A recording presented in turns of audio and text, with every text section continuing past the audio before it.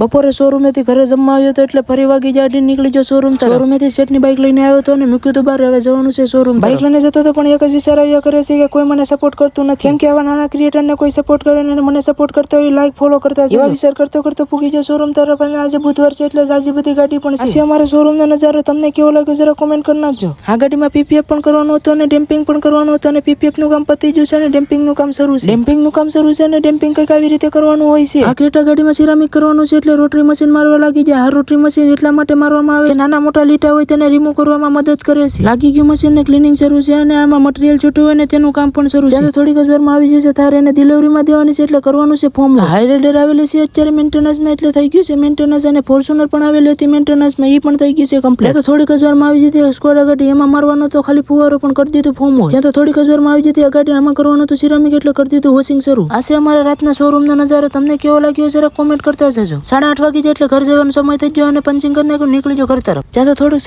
ચાલતો પૂગી ગયો ઘરે અને આ છે મારા ઘરનો નજારો. તમને કેવો લાગ્યો છે જરા કોમેન્ટ કરી નાખજો. આ મારો વ્લોગ પૂરો થાય છે અને આ વ્લોગ કેવો લાગ્યો છે જરા કોમેન્ટ કરી નાખજો અને લાઈક શેર અને ફોલો કરવાનું નહીં ભૂલતા. Bye bye Tata.